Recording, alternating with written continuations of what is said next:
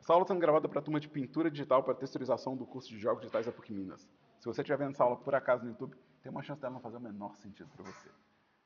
Mas, essa aula está sendo gravada ao vivo, né, para os alunos que estão matriculados no curso e é um material criado para a revisão deles. Se você assistir às aulas na ordem que eu coloco no YouTube, no playlist de pintura digital, talvez faça algum sentido e talvez ajude de alguma forma. De toda maneira, né, o intuito de tornar esse vídeo público é que alguém possa ser favorecido em algum momento futuro. Na aula anterior, ou seja, isso é uma continuação, eu abri o V de 5 objetos, é minha coleção de power-ups, e hoje o intuito é que eu pinte essas texturas, tá? Então, na aula anterior, eu criei essa imagem de grid aqui para poder usar como guia, né, para eu poder usar como uma referência de tamanho, então para as letras entre objetos serem mais ou menos do mesmo tamanho, né, então a gente fez uma densidade de pixels mais ou menos uniforme entre os objetos, né? Então o tamanho que esse objeto acontece aqui no V, ele é proporcional ao tamanho que acontece aqui no espaço 3D. Então, isso está pronto para pintura. Eu tenho o material configurado, com a minha imagem, né? Eu tenho meu V aberto, né? E tenho minhas coleções, todos os detalhes configurados. E aí, eu vou começar a pintar. Essa aula vai ser parte de uma sequência de aulas. Para cada turma, eu vou tentar pintar um objeto diferente. Né? Então, nessa aula daqui, eu acho que eu vou começar pela ordem, vou começar pela caixinha de madeira e vou ver até onde o tempo dessa aula permite que eu pinte. Tá? Estou começando a gravar aqui às 2 da tarde, mais ou menos, e eu tenho até às 3 da tarde para poder fazer essa pintura. Vamos ver até onde eu consigo ir. Tá? E aí, na próxima turma, eu gravo o próximo objeto, depois o próximo objeto e assim por diante. Tá? Aqui, ó, primeira coisa que eu vou fazer antes de começar a pintar é salvar tanto a imagem quanto minha coordenada de UV fora desse projeto de Blender, tá? Então, eu poderia muito bem vir aqui e pintar direto no Blender, não tem nenhum problema, não tem nenhuma lei que proíbe você de pintar direto no Blender, não existe a polícia do 3D, tá? Então vamos criar aqui um espaço de pintura de textura geral, Texture Paint. Não tem nenhum problema eu vim aqui pegar, sei lá, o objeto, a caixinha, né?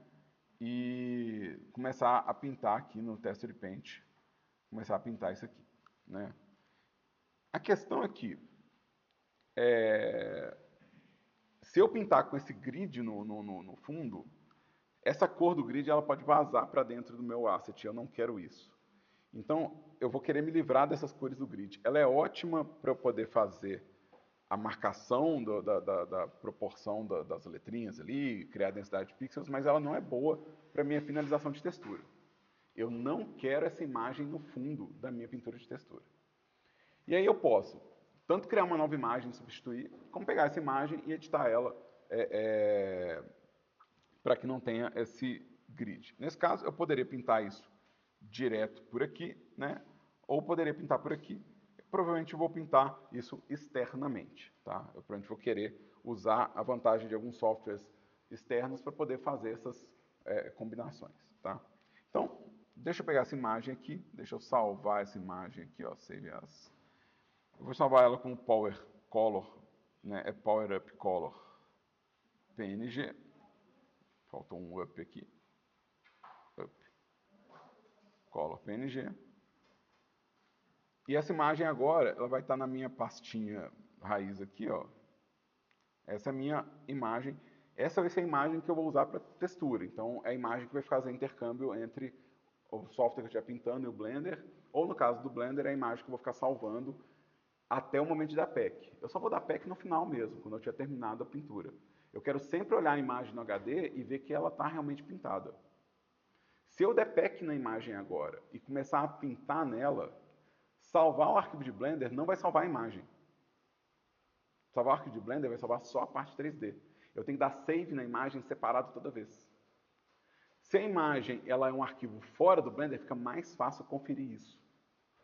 Porque é só olhar para o arquivo fora que eu vou saber, ó, né? Tá diferente. E é um erro que é muito comum de cometer, você esquecer que tem que fazer o save de duas coisas quando está pintando textura. Tá? Então, aqui, o Blender consegue me informar, inclusive, quando eu tiver alterações que têm que ser salvas. Né? Então, se eu fizer alguma alteração aqui, ele já vai aparecer aqui um asterisco na imagem, lembrando que eu tenho que salvar ela. Tá? Então, esse asterisco aparece. Né? Se eu der um save aqui, esse asterisco some, toda vez que eu pintar, esse asterisco vai aparecer. Ele está me informando que a imagem foi alterada e não foi salva. Então tem um aviso aí. Tá? Eu também quero exportar o meu layout de UV. Então vou aqui no UV Editing, no meu editor de UV. Quero selecionar todos os meus objetos, eu não quero ficar voltando nisso aqui. Entrar no modo Edit. Todo mundo está aqui, ó. Eu vou em UV, exporte UV Layout. Isso vai criar uma imagem para mim com as coordenadas de UV para usar como referência. Então, aqui ele está falando qual que é o nome do meu UV. Bomb, Box, Plank and More, que são o nome dos objetos. Eu vou chamar aqui de Power Up UV. Fica bem claro que a cor é a textura, né, é o que eu estou pintando, e o V é as coordenadas que estão na imagem. Tá? Então eu tenho agora essas duas imagens aqui, ó, a cor e o V. Eu já vou querer me livrar das cores do grid de uma vez só, tá? Mas eu também já posso definir lá num software de pintura quais são as áreas de cada objeto. Né? Então, eu posso já ter uma imagem que define para mim qual que é a cor base de cada objeto aqui. Tá? Vou fazer isso no GIMP. Tá? Vou fazer isso no GIMP. O GIMP é meu software de escolha, não porque ele é melhor ou pior do que nenhum, mas é basicamente porque eu sou velho e trabalho nele há muitos anos. Né? Isso que eu vou fazer, vocês podem fazer em qualquer software. Tá? E eu sou dos maníacos das camadas, ou seja, eu gosto de ter várias camadas na hora de trabalhar. Então, em vez de eu só tampar essa cor aqui, eu vou criar uma camada nova, caso eu queira voltar nessa informação depois. Então, aqui vai ser o meu... Eu vou chamar de Flat Colors. Flat Colors. As cores que não tem nenhuma pintura, nenhum detalhe. De novo, se eu quiser continuar pintando no GIMP, eu posso continuar pintando. Eu não tenho obrigação de pintar no 3D. Não é proibido também pintar no 3D. É só porque dentro do GIMP isso vai me ajudar. E eu vou abrir aqui, ó, abrir como camada, Open as Layers. Drag and Drop também funciona, tá? Open as Layers. E aí, Power Up UV. Eu já tenho o que é meu UV dentro do GIMP. E eu consigo definir áreas de cor aqui. Porque o que eu quero aqui, na verdade, é definir, por exemplo, a minha madeira, ela está vindo daqui até aqui. Ó. Daqui até aqui vai ser coisas de madeira. Até mais ou menos por aqui. Então, eu já quero pegar uma cor que seja a minha cor base de madeira, Edit, preencher com cor de frente e falar, ó, aqui vai ser madeira. No Blender, fazer isso é um pouco mais chato. Não é impossível, mas é um pouco mais chato. Né? Eu vou ter que fazer manualmente demais. E aqui eu posso usar as seleções. Mesma coisa, ó, eu tenho esse foguete aqui, ó, né? Eu não sei qual é a cor do meu foguete ainda. Né? Na dúvida, eu vou colocar um tom que eu uso para tudo. Vocês vão lembrar das minhas aulas de pintura que eu passei até agora. Eu sempre uso essas cores dessa base aqui quando eu estou na dúvida. Elas são uma variação de claro para escuro, com 2 tons médios. E esses tons eles não são exatamente preto e branco, eles são ligeiramente azulados. Né? Então, é algo que eu acho legal de marcar. Eu criei essas cores meio azuladas, que não é preto e branco, só para saber, não, essa é a pintura que eu fiz. Ela não vai estar igual às pinturas que outra pessoa está fazendo, porque está usando o meu azulzinho, então eu não corre isso de eu confundir com uma imagem que não está tratada por mim, nem nada. Tá? Então, coisas de mania de gente velha. Tá? Então, Edit. Então, aqui vai ser a área do foguete. O foguete tem a asa dele aqui também, daqui a pouco eu chego nela. Tá? Talvez a asa do foguete eu já defina uma cor diferente. A asa do foguete aqui, ó, talvez eu queira já um tom meio vermelho, né? Uma coisa diferente aqui, ó.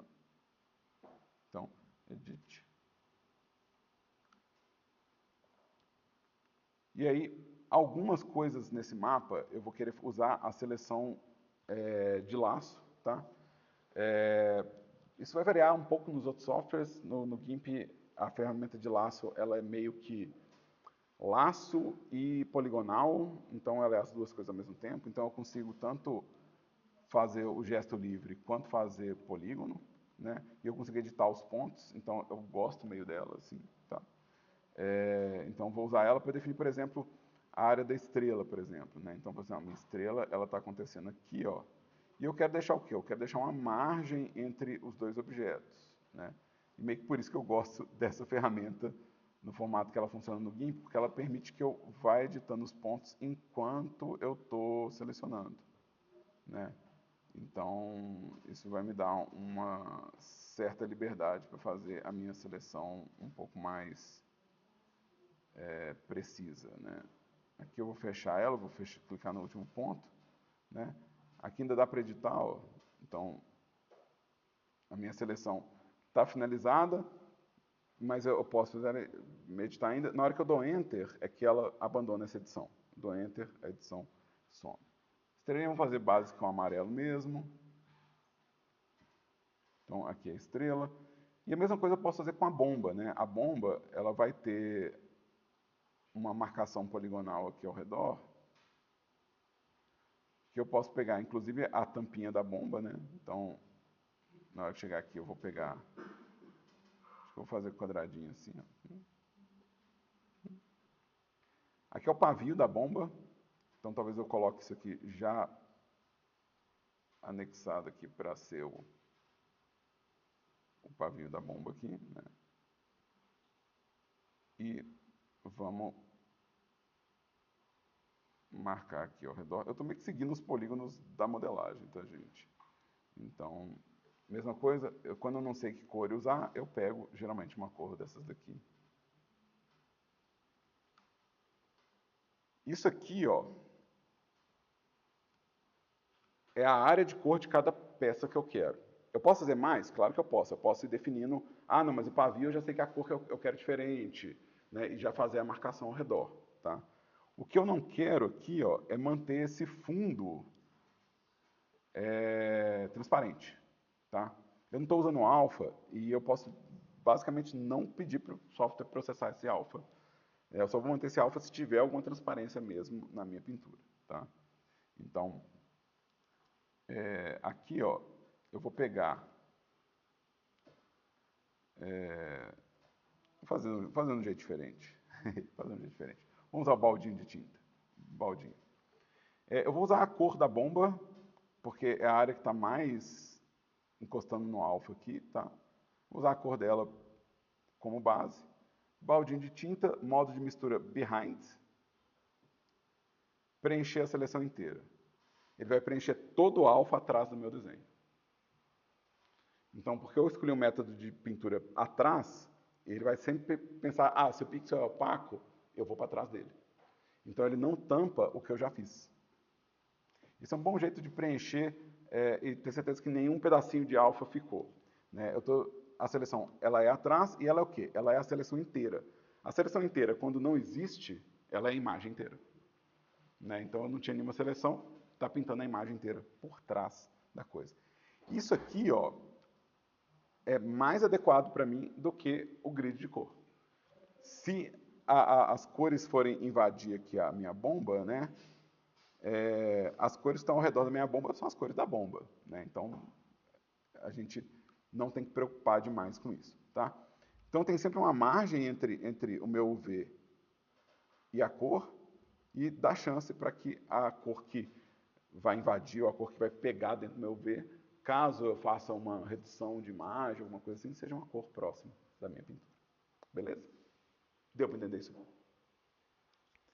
Massa. Vamos salvar isso aqui, ou seja, eu vou salvar o projeto de GIMP. Então, salvar o projeto de GIMP sempre é bom, se eu precisar voltar nele. né? Fica fácil, né? Então, olha o que eu pintei de textura, olha que lindo. Isso não é pintura de textura, isso é cor chapada. Ainda não pintei textura nenhuma. Isso aqui, inclusive, se a gente recebe uma pintura que é assim, a gente invalida ela, tá, gente? A gente não considera que isso é pintura de textura. Isso dá para fazer o quê? Com a cor do material. Eu não precisaria, cor de vértice, não precisaria disso aqui. De forma alguma, né? Ou seja, eu criei mais etapas para chegar no resultado que Vertex Paint faz. Lembra, a gente está pintando textura porque a gente quer detalhes na face, que é um lugar que o Vertex Paint não resolve.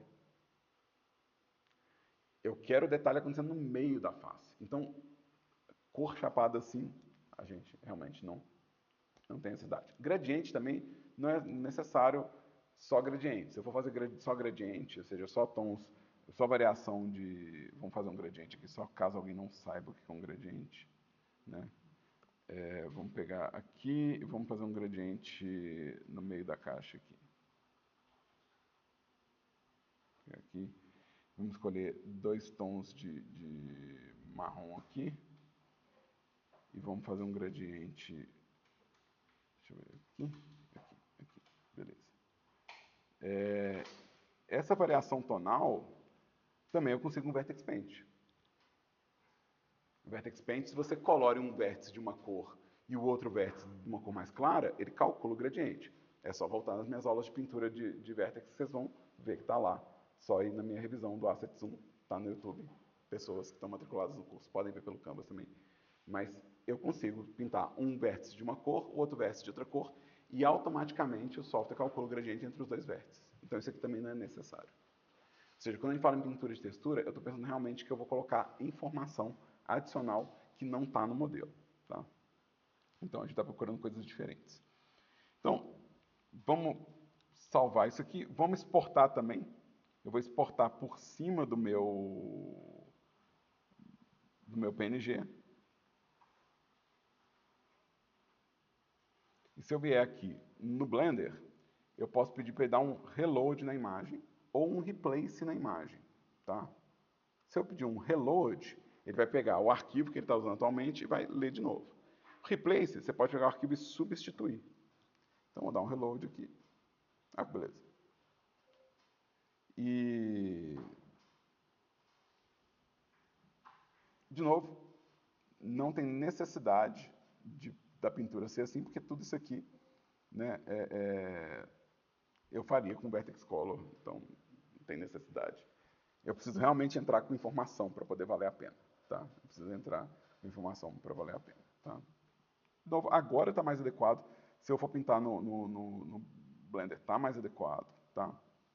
Então, agora, se eu vier selecionando, por exemplo, uma face aqui, escolhendo cor e configurando o pincel, né, para poder fazer detalhes que vão na face, já faria mais sentido. Né? Então, aqui mesma coisa aqui, ó, se eu pintar aqui, pegar uma cor mais clara, só para mostrar que eu estou pintando de verdade. Aí, né? Então, aonde você vai pintar é bem escolha sua mesmo. Se você prefere pintar no 3D, se você prefere pintar no 2D, isso é escolha sua. Eu não sou a polícia da pintura. Se você escolheu pintar no Krita, no GIMP, no Procreate, sei lá onde é que você está pintando, ou você escolheu pintar no Blender, de novo, escolha sua. Tá? Não é esse o ponto. O ponto é, agora eu preciso colocar informação na superfície desse modelo, né, que justifique a pintura de textura. Vamos abrir alguns exemplos aqui. Pictures. Vamos aqui em referência de textura, né? E vamos abrir alguns exemplos aqui. Nesse exemplo aqui, por exemplo, aqui, ó, não só eu estou pintando as cores, como eu também estou pintando informação através do alfa. Nada desses detalhes aqui existem no meu modelo original. No meu modelo original, ele não tem essas franjas, essa franja é textura. Né? Se a gente pegar essa escada aqui, ó, o tapete ele tem uma estampa que não existe na modelagem. Né? Deixa eu abrir um outro exemplo aqui que eu tenho aqui. Então aqui, ó, se a gente pegar um modelo aqui desse bife, por exemplo, né?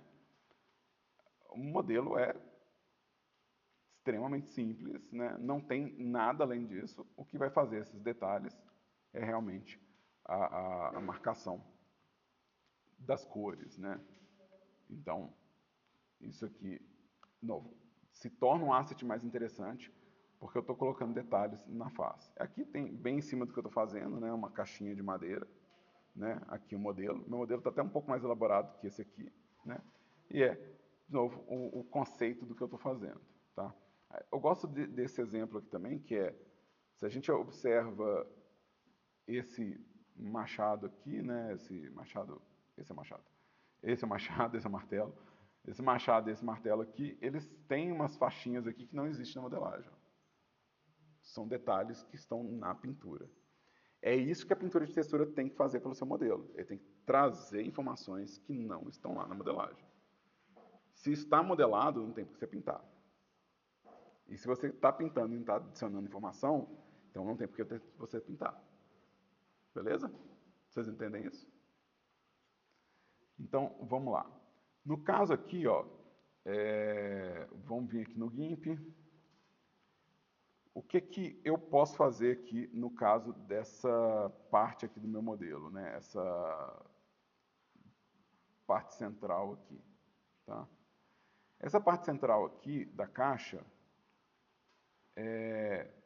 eu posso pensar que ela é feita de várias ripas de madeira e não de uma única cor marrom, né? Então, eu vou criar uma camada nova aqui. Essa camada aqui eu vou chamar de detalhes, só para eu não perder minha cor chapada, tá, gente?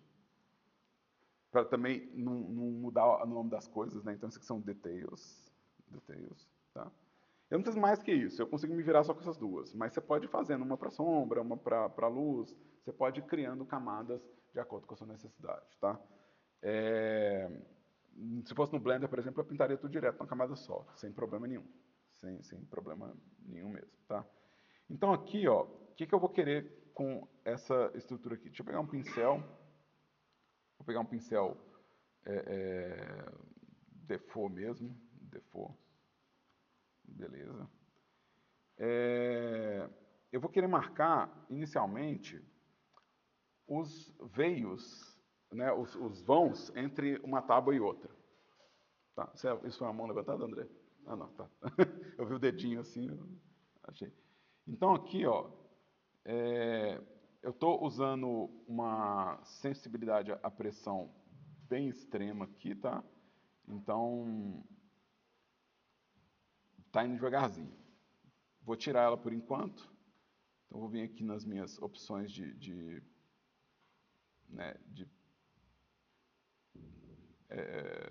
configuração de pressão. Vou desligar a pressão aqui. E vou fazer tipo a marcação do que eu quero de tábua. Tá?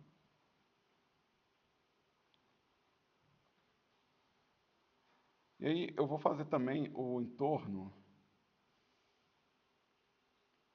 que provavelmente vai ter esses veios aqui, tá? Então, essa marcação estrutural, vocês podem fazer à vontade, né? Se você quiser, por exemplo, fazer uma tábua que está mais lascada que a outra, né? Dá para criar uma irregularidadezinha assim, para elas não parecerem que são tão retinhas, tão certinhas, tá?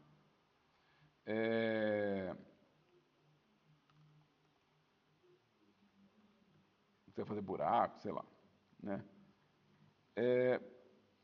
Como eu não quero perder essas linhas aqui, ó, e eu quero marcar uma textura rápida, talvez eu queira uma camada embaixo aqui de texture para poder fazer o grão da madeira de um jeito meio rápido, assim, tá? Seria eu pegar, por exemplo, tons de cores diversos aqui e fazer várias linhas assim, tipo, de tons diferentes. E pegar tons mais escuros, tons mais claros e fazer vários gestos assim, né, tipo verticais, né? Então, isso aqui para poder ter um controle também da opacidade que eu quero eles, né? Geralmente eu gosto de fazer com um pincel mais largo, né? Então eu tenho alguns pincéis tipo que me dão tipo uma textura mais rápida. Deixa eu pegar um espaçamento menor aqui, ó. Espaçamento menor, menor ainda, né? E aí vamos pegar aqui uns tons meio acastanhados aqui só para. Tá. Eu quero salvar esse tom claro. Esse tom mais claro, eu estou imaginando que eu fiz de cabeça para cima a textura, vocês lembram, né? Que eu fiz ela de cabeça para cima. Se eu fiz de cabeça para cima, então quer dizer que eu posso pegar, vamos voltar para o meu pincel default aqui, eu posso pegar um tom mais claro e marcar, tipo, aonde a luz bate nessas tábuas, né? Aonde a luz está batendo na tábua, para poder dar uma sensação de profundidade. É interessante, se a luz está batendo de um lado, vamos fazer aqui a luz batendo desse lado da tábua aqui. Então, vamos pegar esse tom mais claro aqui. Estou fazendo mascando o traço mesmo, tá, gente? Estou mascando o traço. Eu estou vindo aqui, ó, e puxando. Em vez de fazer uma linha bonitinha, né, fazer igual o desenhista profissional, que vai lá e já faz a linha só gesticulando, né? Eu estou mascando linha. Que na faculdade meus professores me xingavam porque eu mascava linha, e agora eu estou me vingando, porque eu estou na faculdade mascando linha. Isso é só vingança, não aprende com isso comigo não. Mas isso vai me dar uma sensação de relevo. Se eu fizer a mesma coisa do outro lado, marcando sombra, então eu vou dar a sensação de altitude das coisas. E isso, toda vez que você estiver pensando num detalhe desse, tijolo, madeira, buraco, né, qualquer coisa que você pensar que você quer representar um relevo, você pensar tipo assim, peraí, de um lado é sombra, do outro lado vai ser luz, né? Isso vai te dar um relevo, tá? Ou um alto relevo ou um baixo relevo. Aqui eu estou fazendo um baixo relevo. A luz está batendo aqui e está pegando nessa parte. Então, isso aqui é um baixo relevo. Se eu vier com um tom escuro aqui, ó, eu estou fazendo tipo o equivalente a um buraco, né? Então, isso aqui já vai me dar, na minha caixa, uma sensação diferente. São coisas que não estão modeladas e que, se eu fosse modelar, ia dar bastante trabalho. Tá? Então, deixa eu forçar um pouquinho a sombrinha de cá, forçar um pouquinho a sombrinha de cá. E eu vou fazer a mesma coisa, esse mesmo processo, né? Eu quero fazer nas outras tábuas também. Só que aí, uma das vantagens de fazer isso no software 2D, tá? Uma das vantagens de fazer isso no software 2D. No software 2D eu posso pintar isso aqui e depois copiar para os outros lados. Então não tem que pintar tipo 4 vezes. Então, inclusive eu posso copiar isso aqui, né? Eu posso copiar esse resultado de pintura aqui, ó, e colar ali. Vamos fazer isso? Só para ser muito revolts, né? Eu vou copiar aqui, inclusive, talvez. Eu vou copiar esses dois caras aqui. Então, vou lá, Ctrl C, eu estou copiando isso aqui? Não. Eu quero copiar o quê? Eu quero copiar visível. Copiar visível, ele vai copiar o resultado das camadas, e não o conteúdo dentro de uma camada. Então, ele vai copiar tudo que eu estou vendo. Então, copy visible. E aí, vamos lá, vou dar um colar. E aqui, ó, esse colar, ele ainda é uma camada flutuante. No GIMP 3, ele já cola como camada nova por padrão, tá? Mas aqui eu vou fazer com que isso vire uma camada nova clicando no verdinho aqui, ó. E aí eu vou mover isso aqui, ó. Tá vendo? Ele copiou o que eu estava vendo com uma camada nova, né? E aí eu posso transformar isso aqui. Eu tenho uma ferramenta de transformação aqui, eu tenho o Rotate, eu tenho a transformação unificada, tanto faz qual que eu vou usar. Eu posso clicar aqui fora dele e segurando o Shift aqui, ó, eu faço o valor redondo. E aí eu posso mover isso aqui, colocar, por exemplo, né, encaixado aonde eu quero aqui. Deixa eu reduzir aqui bastante a opacidade dessa camada, só para vocês verem onde que eu estou colocando isso aqui, tá? E eu vou retocar, eu não vou deixar isso assim, mas já é diferente eu ter só que retocado, eu ter que pintar tudo do zero, né? Então aqui, ó, eu estou movendo isso para cá.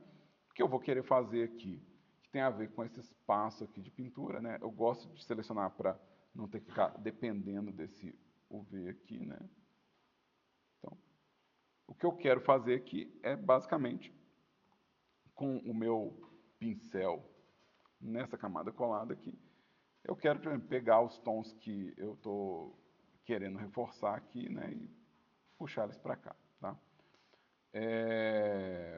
E os tons que eu não quero, né, tipo igual esse meio aqui que eu não estou interessado nele, eu quero só pegar os tons de cor e fazer um retoque, mais ou menos por aqui, né?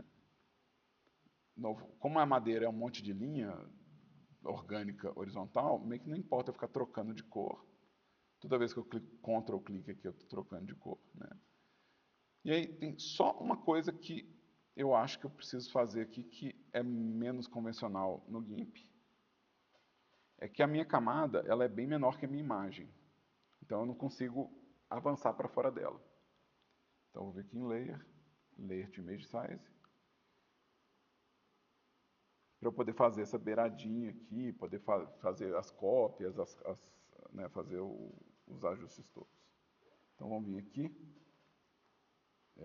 Eu quero pegar essa cor aqui, eu quero pintar ela bem no canto aqui. Né? Pintar ela bem no canto aqui. E aqui, nessa beiradinha aqui, ó, eu vou fazer um tom mais claro, onde tem essa beirada aqui. Vou fazer um tom mais claro. Tá? Aqui vai ser a beiradinha da madeira. E a gente meio que quer que as beiradas da madeira tenha, às vezes, um tom mais claro, para a gente poder fazer o equivalente ao bevel. Então, bevel é uma coisa que a gente modela, mas que você pintar um tom mais claro, talvez você não precise modelar. Talvez você possa só pintar um tom mais claro para poder ressaltar as extremidades da caixa. Então, é o que eu estou fazendo quando eu venho aqui pintando esses tons mais claros aqui. Toda essa parte de dentro aqui da caixa, eu vou querer ela mais escura, né? Então, toda ela eu vou querer mais escura, eu vou querer que a madeira pareça que tem sombra aqui, né? Então, eu vou escurecer ela bastante aqui, né? Para parecer que tem um relevo adicional, né? E vamos reforçar essa linha escura aqui. Se quiser colocar prego, né? Vamos colocar uns pregos. Vamos colocar uns pregos aqui. Vou colocar um brilhinho no prego. Vou colocar uns pregos aqui. Então, eu tenho essa parte. Se ela der certo, eu posso copiar para as outras. Eu acho que agora é uma hora boa para eu testar para ver se está funcionando. Então, eu vou sempre salvar, tá, gente? O meu save é o Ctrl S, então vocês veem a barrinha correndo aqui embaixo. Sou eu dando Ctrl S. Uma barrinha cinza correndo embaixo. Sou eu dando Ctrl S loucamente para salvar, mas eu quero exportar por cima da minha cor. No Blender, eu quero dar um reload. Aqui, ó, antes de dar o reload, eu gosto de deixar isso no flat, tá, gente? Eu gosto de deixar isso no flat. Se minha textura estiver funcionando no flat, então eu não preciso preocupar tanto com a iluminação depois. Se ela funciona no flat, se ela está legível e parece volumétrica no flat, então ela vai estar volumétrica na luz, né? Então, reload. Então aqui, ó, tá vendo a beiradinha que eu pintei mais claro? Vocês conseguem ver o que ela está fazendo aqui, ó? Um bevel. Então quer dizer que essa tábua funciona, ó. Essa tábua funciona. Ela está distorcida? Tá. Meus preguinhos, tadinho. Olha só o que eles viraram. Se eu for manter só madeira, meio que dá para sobreviver assim. Eu não preciso me preocupar, não. Ela pode só madeira, tá suave. Mas se eu for escrever um texto, por exemplo, nesse lado, já complica. Nesse caso, mas eu tenho que abrir o V de novo? Eu não faria isso. Eu pintaria o texto direto no Blender. Porque aí, se eu pintar direto aqui, ó, ele vai distorcer no 2D, mas ele vai ficar redondo no 3D. Então, se eu escrever aqui, vamos lá. Se eu escrever o Dan aqui, está correto no 3D, está distorcido.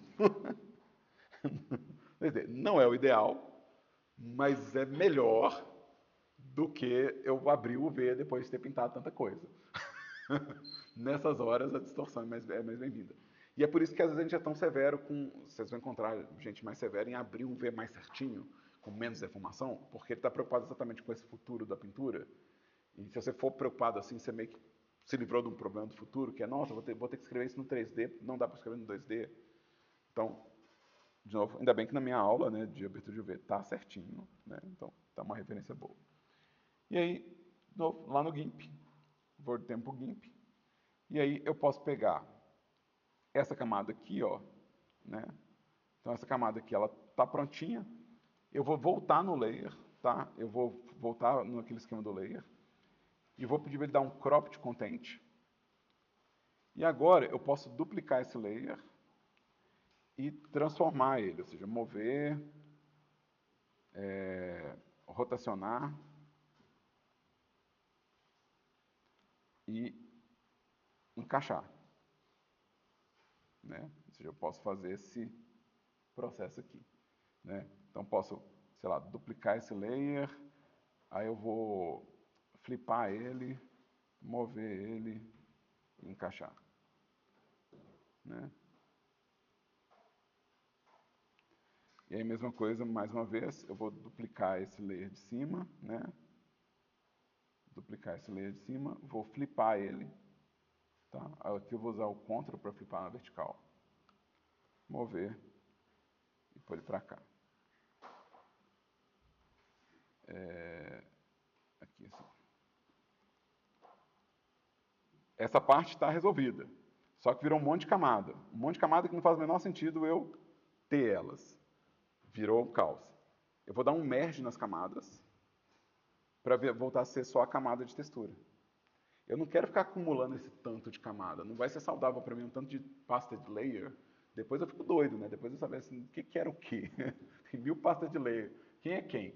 E nomear todos também é um tempo que não é necessário. Eu posso retocar as coisas na pintura. Então, eu posso vir aqui, ó. Eu tenho um merge visible, né? Que é um merge visible layers, tá? Aqui eu não preciso geralmente configurar nada, mas ele está só perguntando se você quer ampliar a imagem, cortar a imagem, se você quer descartar os layers invisíveis, que eu não quero, porque senão eu vou jogar fora tudo que eu estou trabalhando.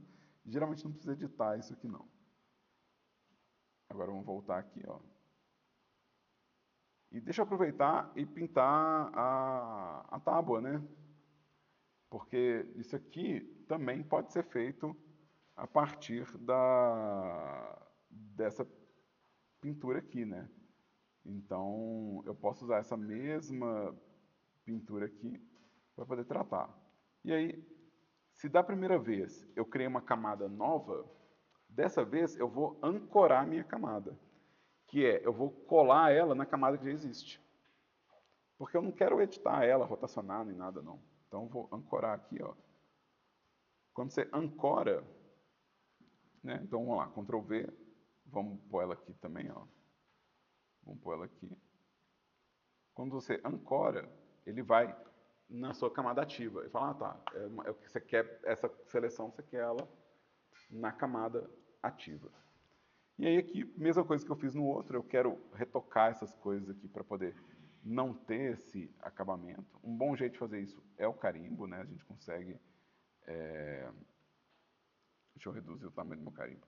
Pegar uma parte da pintura com Ctrl e meio que clonar ela para poder fazer a textura continuar, né? Então, é um jeito de consumir com esses detalhes estranhos, né?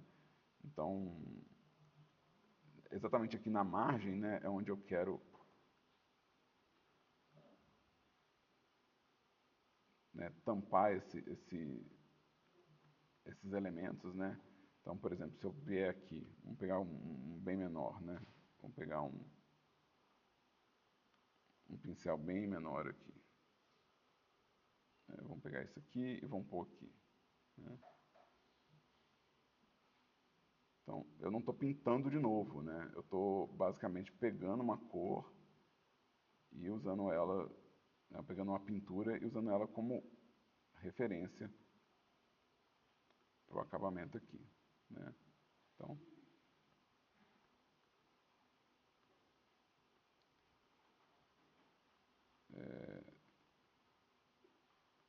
depois eu volto fazendo mais detalhes aqui, né? Só queria mostrar mesmo. Eu ainda vou continuar pintando algumas partes com pincelada, né? Tipo assim, continuo pensando tipo, pintar detalhes mesmo, né? Não fazer tudo na base do carimbo, nem nada do tipo, não. Fazer, tipo, ainda o processo de pintura mesmo, né? E aí, no caso dessa tábua, eu tenho... vamos selecionar aqui, ó. Eu tenho um pouquinho mais de tábua para a lateral do que onde eu colei, né? Colei um pouquinho fora do lugar. Não tem problema, não. Tá? Então, aqui é realmente onde está a minha tábua. Então, eu vou usar esse carimbo de novo. Né? Vou usar esse carimbo de novo aqui para poder fazer um ajuste aqui na lateral.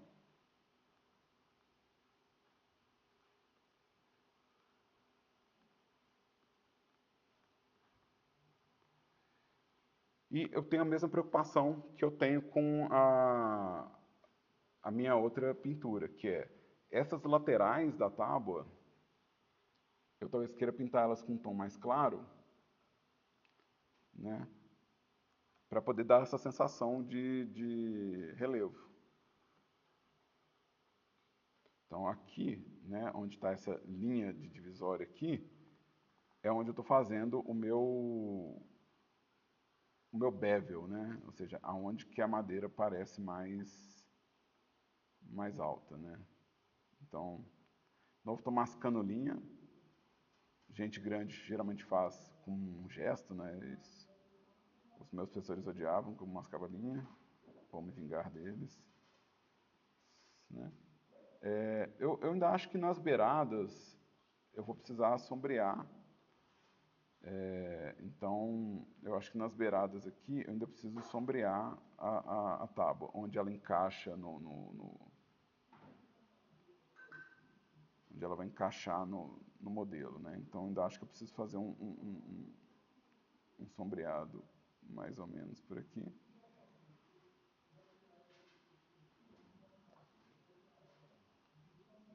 Sombreado de onde.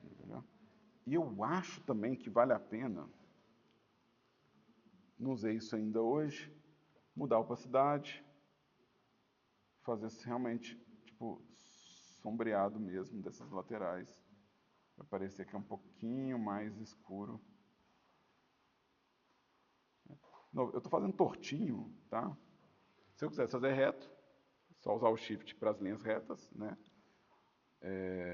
E usar uma dinâmica com a pressão desligada para ficar mais fácil fazer. Eu estou realmente fazendo torto, porque torto é uma coisa que eu não tenho no meu modelo. E a minha traço torto talvez gere a sensação que o objeto é um pouquinho mais orgânico do que ele é. Tá? Então eu fiz aqui, ó, essa tábua aqui. Vamos exportar. E vamos salvar. E aqui, ó, vou pegar minha caixinha, image, reload. E funciona. Se você visse isso no jogo, não me sacaneia não. Se você visse no jogo, você ia falar que é uma caixa de madeira. Né? Foi um negócio feito em aula aqui, só para explicar como é que pinta a textura. Tá bom, tá?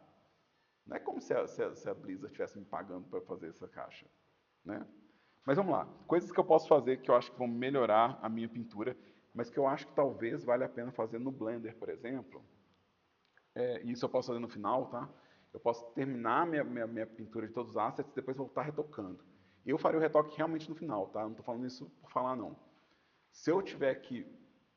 Se eu começar a retocar lá, retocar no Blender, ter que pegar essa imagem, salvar, levar para o GIMP, depois voltar, depois pegar outra imagem e começar a fazer ping-pong, o workflow começa a ficar agarrado.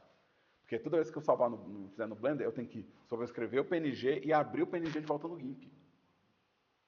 Então, retoque é no final, tá? Retoque é a última etapa.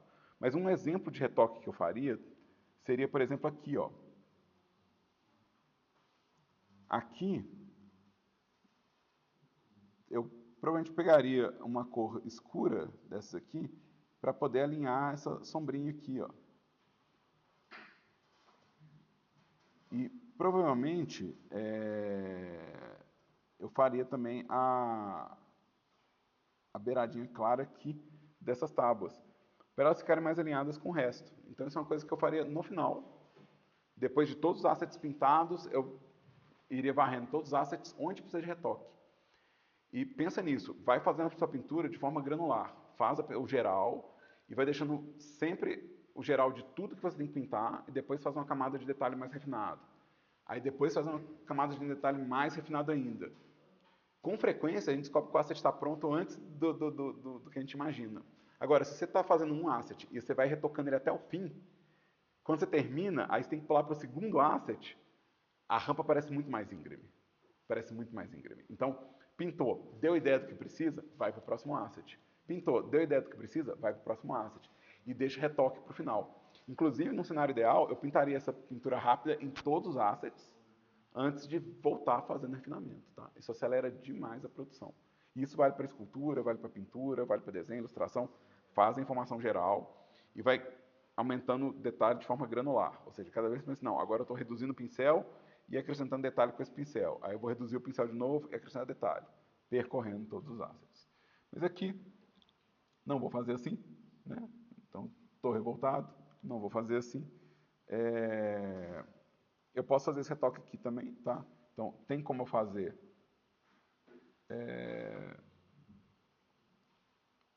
o retoque por aqui, tá? Então, eu consigo vir nessas extremidades aqui e fazer o retoque por aqui. E também pensar no retoque aqui, ó, nessas laterais aqui, que é onde eu acho que vai precisar de uma sombrinha adicional, tá? Então eu voltaria nisso em algum momento. Já que eu estou fazendo madeira, e a madeira da tábua é a mesma madeira disso aqui, vamos fazer o mesmo processo. Porque aí fica... eu quero mover isso aqui, usar o Shift para fazer esse cara aqui. Posso fazer o mesmo processo de novo, tá? Ou seja, todo esse espaço aqui, ó, todo esse espaço... Opa! Deixa eu vir para cá, senão eu começo a pegar Vamos ancorar. Vamos pôr isso aqui. Vamos ancorar. Ctrl V, Move, Shift. Shift eu estou usando para pegar a camada flutuante. E aqui o mesmo processo, né? Vou pegar o meu carimbo e vou meio que garantir que eu estou fazendo tipo a tábua completa aqui, né?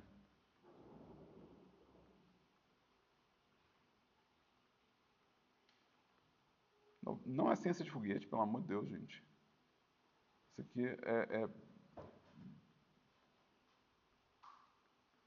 eu estou vendo o que está acontecendo e estou decidindo em cima do que eu estou vendo, tá, galera? Uma coisa interessante sobre desenho, pintura, que uma vez me ensinaram, e que eu acredito porque eu não tinha mais ninguém para acreditar, não tinha internet na época, é que desenho não é analítico, ele é sintético. O que isso quer dizer? Análise, você quebra os dados para poder entender. Então, você pega cada partícula de informação para compreender. Síntese, você tem que juntar a informação para entender o que está acontecendo. O que isso quer dizer? Quer dizer que você não sabe o desenho até colocar a próxima linha. Você põe uma linha, você não sabe se ela é boa, até colocar a próxima. E talvez quando você coloca a próxima, você tem que voltar na primeira e retocar. É um processo sintético. A gente não tem esse negócio de assim, nossa, já tenho o desenho na minha cabeça, eu só saio imprimindo, não. É um processo que você vai observando e você vai adaptando ao que você está observando. É um processo bem sintético. Ele usa todo um lado do cérebro diferente do lado da análise. Né? A análise eu preciso fazer o contrário. Eu tenho uma informação e eu vou pegando partícula dela. Né? O que é a matéria, o que é o átomo, o que é o elétron, o que é o próton. Né? Isso é análise, você vai indo na partícula. Tá? Então,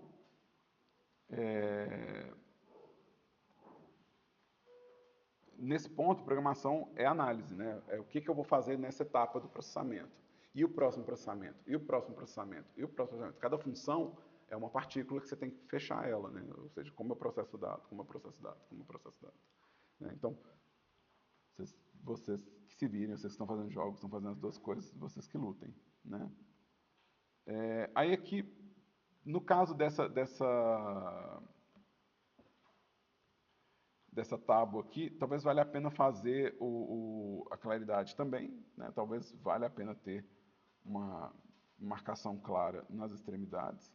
Dessa vez eu vou fazer usando a linha reta do GIMP, né? Então eu vou querer pegar um tom claro, né?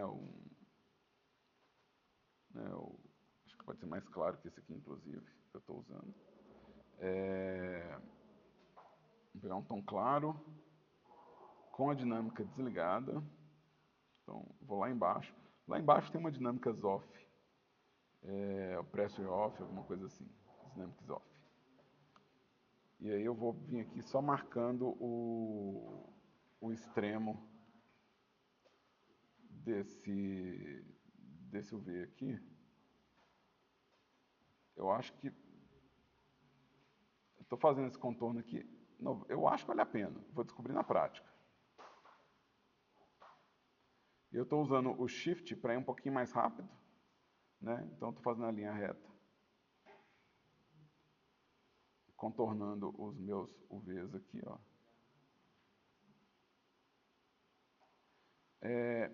Tem coisas que, de novo, não adianta eu retocar aqui no GIMP, eu não sei o que está acontecendo lá. Então, eu vou, por exemplo, escurecer a lateral da minha tábua, né? Escurecer as laterais, mas completamente na emoção aqui. Né? Então, eu vou pegar um pincel com opacidade baixa, um tom mais escuro, e vou fazer só uma mancha assim, mais ou menos, né, para escurecer. Aqui eu acho que eu tinha que fazer nessa direção.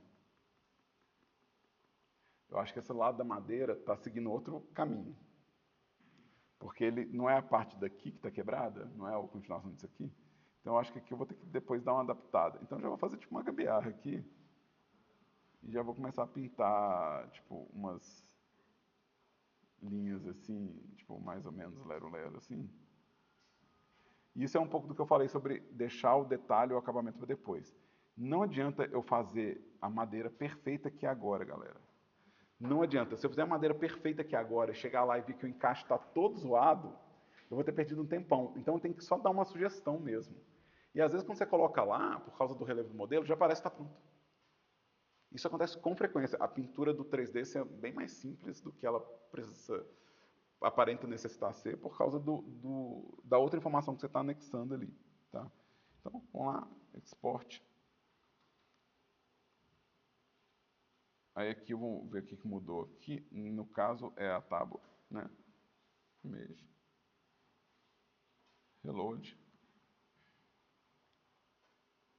Está na direção certa. Ó. Então, se eu quiser refinar, eu posso. De novo, também vale a pena eu refinar aqui no Blender, porque eu vou poder pegar exatamente o lugar e colocar o detalhe. Então, vale a pena se eu quiser. Mas como objeto de jogo, considerando que meu asset ele vai ser visto por aqui, vai quebrar, vai voar um monte dessas plaquinhas, e ainda vai ter a luz e a sombra, porque aqui é só flat. Né? Então, deixa eu colocar aqui uma lâmpada nesse cara aqui, Object Mode. Deixa eu colocar um sun aqui.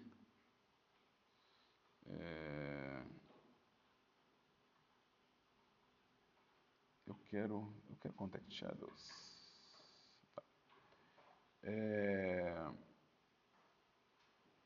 Então, Scene Lights. Aqui, no caso, eu posso vir no estúdio, né, e ele tem opções de controle para eu poder ver também se a sombra está acontecendo, né, como que a sombra acontece, como que ela aumenta o detalhe, né, então eu consigo ver certas coisas dentro do modo objeto, tá? Então, se eu pegar meu mundo aqui, por exemplo, e clarear a luz do mundo, eu posso pedir para essa luz do mundo ser quem influencia a iluminação do ambiente. Tem essas opções aqui, se eu quiser, tá? Mas aqui eu quero só mesmo ver a sombra, como que ela está comportando aqui, ó. Então tem várias coisas que talvez eu não precise me preocupar, porque, tipo, a sombra na cena vai resolver. Aqui vai dar um artefato de render. Isso é a minha placa de vídeo, gente. Isso não tem nada a ver com... tem nada a ver com Blender não, tadinho. Né? Então, vamos ver o flat agora com a sombra. Né?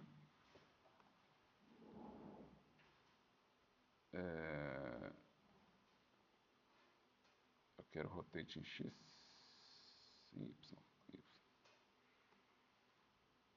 Rotate em Y. Aqui ele não está reagindo do jeito que eu gostaria, não, mas tá tudo bem. Tá ok, tá ok. Isso é legal. Né? Então, a gente tem aqui o primeiro asset dos meus pintados, né? Eu vou encerrar por aqui essa gravação, e aí na aula seguinte eu começo a pintar o próximo asset da fila, né? E aí, para vocês, vai ficar, tipo, cada asset numa aula separadinha, assim mesmo, né? De novo, a gente espera que isso ajude vocês no processo de pintura aí, né? Ajude vocês a pensar em como criar coisas, em como elaborar coisas. Eu acho que eu ainda faria um adesivo de frágil. Eu acho que, assim, se eu não estivesse estourando o tempo... deixa eu view, reset view. Reset view. Acho que talvez eu fizesse um adesivo, né? Vamos criar aqui rapidinho. Né?